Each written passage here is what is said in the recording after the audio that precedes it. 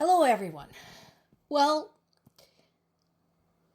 just as I said many times, it's never just about one country. And what is happening right now in Ukraine and what is happening in Venezuela is already overlapping, politically speaking. So, let's dive in. There are continuing conversations, of course, with European leaders, with the United Kingdom, which completely makes sense since they are proving to be far more reliable allies than the US. So, at this time, faced with Russia's ongoing attacks, Ukrainian government is placing before everyone the possibility that this particular effort to achieve peace is going to fail. And they're right to do so, because that's just being realistic. So they still repeat the number 90% that the deal is 90% ready. But just because it has been written up doesn't mean it's actually going to happen. And we already know there has been a tremendous pushback from Russia. And we've covered the major stumbling blocks, such as the territory, Zaporizhzhia nuclear power plant, the reparations, holding people accountable for the war crimes, and that type of thing. So, yes, we may have a plan on paper, but it's a long way to go from paper to reality. And, meetings are going to continue, yes, because the dialogue needs to continue. And once again, I think more world leaders need to come to Ukraine, including United States representatives. I know Trump is not going to go because he's a coward. Very unlikely. Because the capital of Ukraine is getting bombed every single day.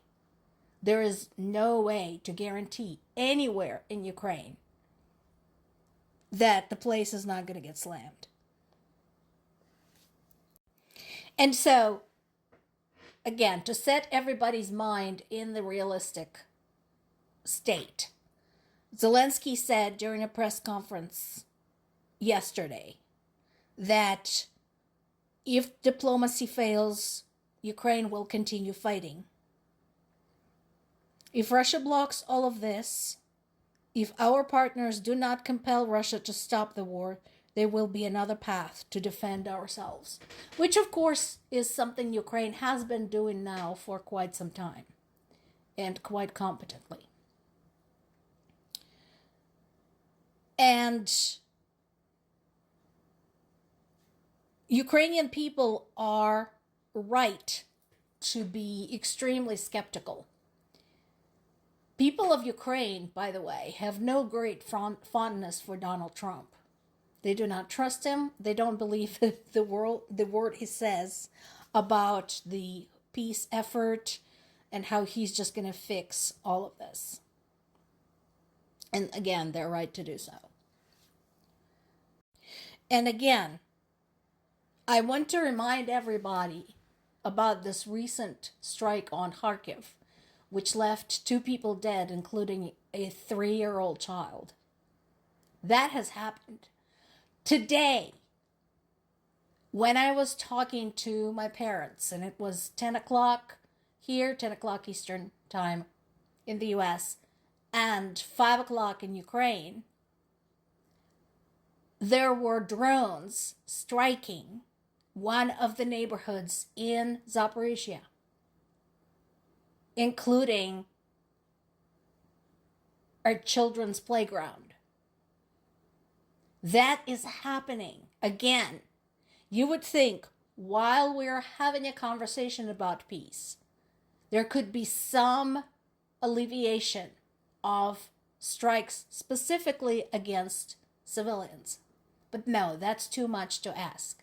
And right now, the situation in my native Zaporizhia region, where my people live, where my parents live, continues to be extremely grave. The front line is currently 18 kilometers from the city. That's about 10, 11 miles. Again, I invite all of you to imagine something that is that distance from you, something that is within 10 or 11 miles of you. Imagine if there was war going on there. Now, here's where we have an overlap between what's going on in Ukraine and what's going on in Venezuela. Russia blew its fuse all over the United States, criticizing the US and saying they have violated the rights of a sovereign state, that they had no right to go in and just barge in and do whatever. Now, I said this yesterday. I have no great love for Venezuela's dictator, Maduro. Okay? But aside from that, military experts agree, and I agree with them, that U.S. had no right to do this. Not the way it was done. Not without the congressional approval. Not under false pretenses. We've done that already. We had a war for wrong reasons in Iraq. Was it a good thing that we deposed Saddam Hussein? Yeah, I guess.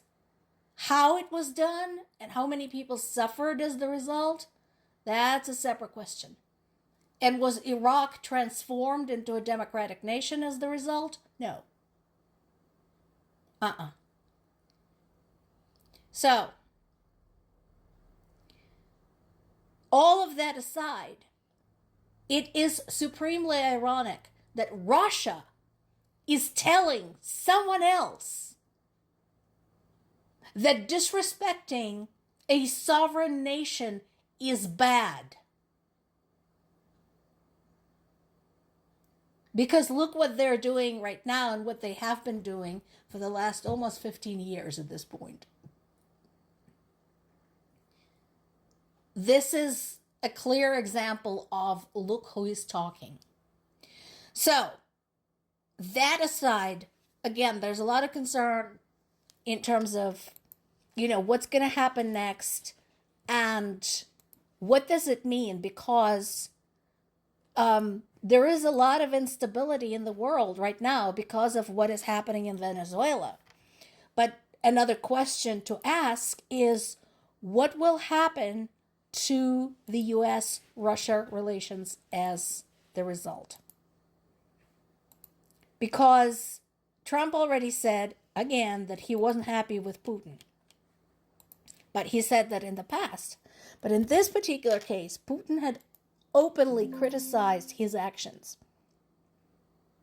So, it remains to be seen how their friendship fares following U.S. attack on Venezuela. More to come.